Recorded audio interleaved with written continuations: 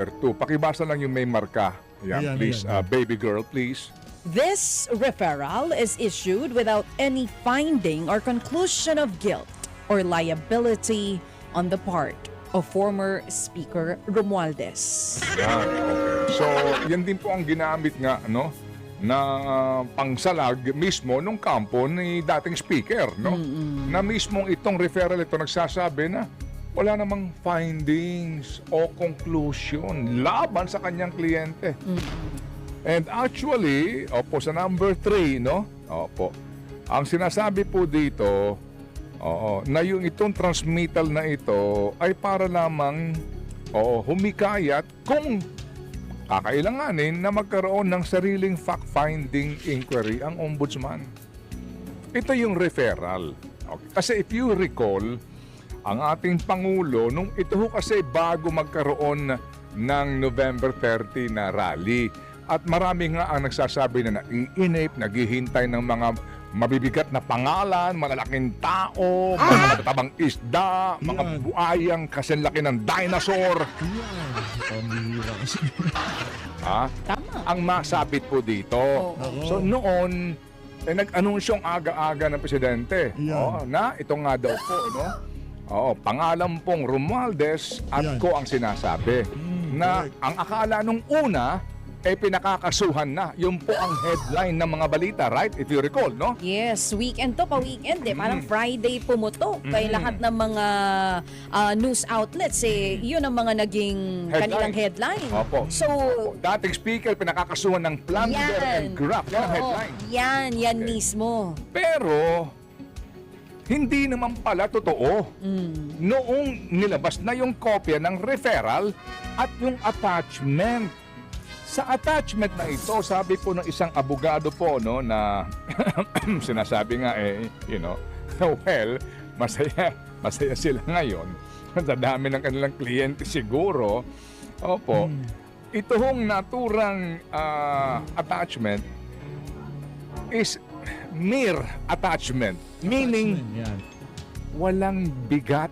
Walang At bigat. kung ito lang po yung sinasabi ng ICI na kanila pong ibinibigay na mga dokumento at attachment nga para po dito kay Romualdez et al. Napakadaling pabulaanan po nito at napakadaling ipabasura nito. As a matter of fact, sa under letter 5, letter V, no? Number 5, it's actually recommended action.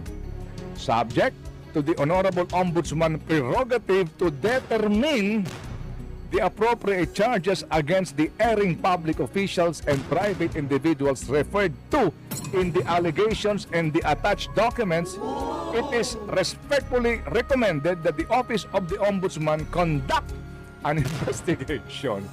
Meaning, yun nga, yun pa rin. Ang kahulugan nito, wala pa na sinasabi na meron na pong probable cause finding man lamang yung ICI. So ano pa silbi nila? Ito, matindi yan. Oy, kayo, ito si itong si Butchikik. Oy, Butchikik, ano pa silbi nyo dyan? Tanong ni Manong Ted, ano silbi nyo dyan? Pwede naman pala ombudsman eh. Recommendation lang pala kayo eh. Ano na sa ombudsman, dami nyo pa cheche-bureche mo. Live stream, wala namang kwenta. Parang, sorry po pero para bagang ang dating dito, girl,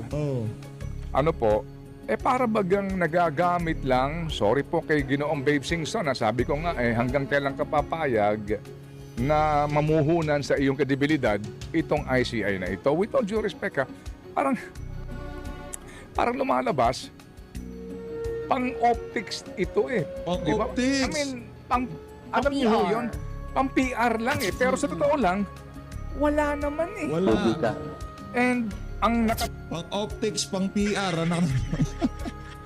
Ay, yung iba dyan, si Azurin, normal lang naman yan. Ito si Azurin yan. Ito. Normal lang naman magpaka-aso yan. Aso naman talaga yun ni Marcos Jr. Walang problema yan si Azurin. Yan ka lang, Azurin. Ito si Butchikik, siguro maganda deal dito sa mama na to. Kaya mapanggang sa ngayon, nandyan siya dyan sa ICI. Itong si Babe Simpson, sa tingin natin, mataas ang respeto nitong si Manong Ted dito sa mama na to. Ano pa kung ginagawa niyo dyan?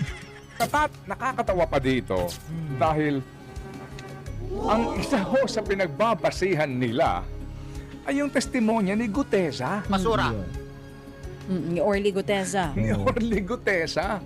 Na dating aide ni Saldi ko. Hindi natin sa minamaliit as in totally yung kanya pong statement, ha? Yan. Pero kwento lang po ni Gutesa yun. Correct. Hindi po ba? Kwento ni Oo. Gutesa. Oo. As in, sinasabi Na under oath siya sa Senado. Okay. niya, naghatid sila ng perang ganito, pero maliban sa kanyang ikinikwento, wala na siyang naibigay pa po na preba, di po ba? Yung nga ang hinihintay sa kanya, yung pagbabalik niya ron para magbigay po ng karagdagang pong testimonya and probably po ebidensya. So kung sila po sa ICI, Ang problema, Manong Ted, kahit gustong dumalo ng mama, nasa kustodiya na daw siya doon sa mga bataan ni Tamba. Ngayon, pinapirmahan na daw siya ng pag-recant doon sa mga naging testimonya niya. Kaya talaga di na siya makakapagsalita kasi pagka lumabas siya sa Senado, nagsalita siya ulit, pinakita yung pag-recant niya, lalong malaki problema niya. Kaya hindi na magpapakita. Talagang inipit ho yung si Master Sergeant Orly Gutesa.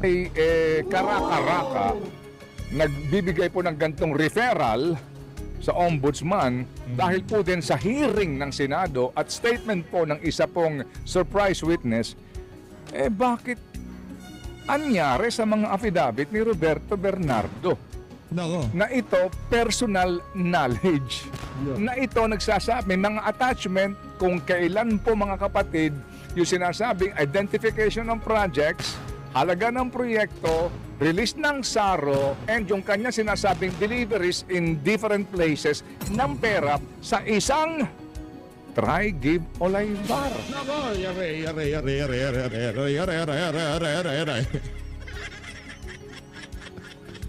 Anong tayo, ingat ka, ingat. Medyo mabibigat yung mga binabanatan mo na yan, ha? Ingat.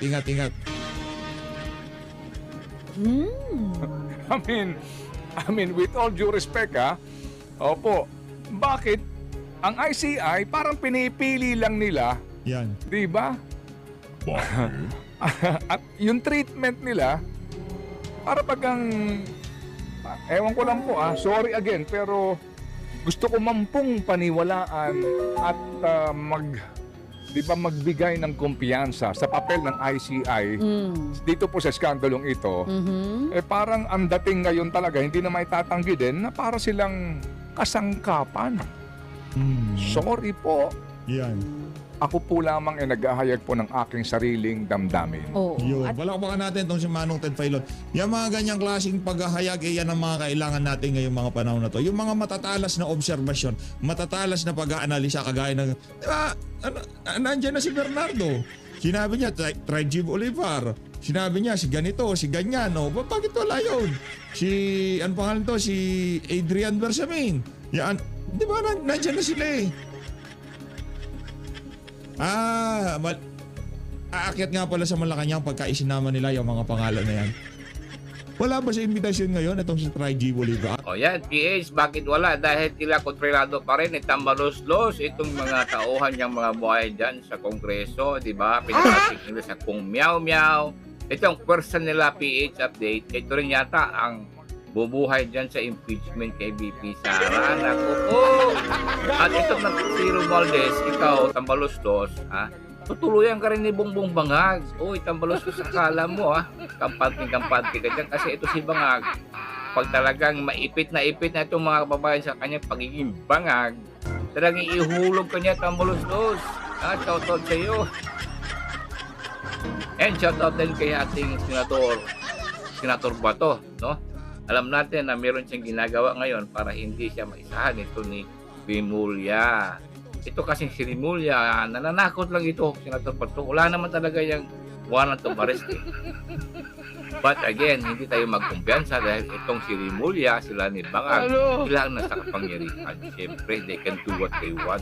Pwede nilang abusuin. Ilang beses na nga nila ibibend the law, di ba? So, huwag kayong papayag, Senator Bato. Good luck po sa inyo. Andito lang po tayo. Alright, hanggang dito lang tayo mga kababayan. Maraming salamat sa inyong panonood. Merry Christmas sa inyong lahat. No? Shout out sa mga kababayan kung laging nanonood at laging nagpo-comment yan. No? I love you so much mga kababayan. Lagi ko po siyang binabasa.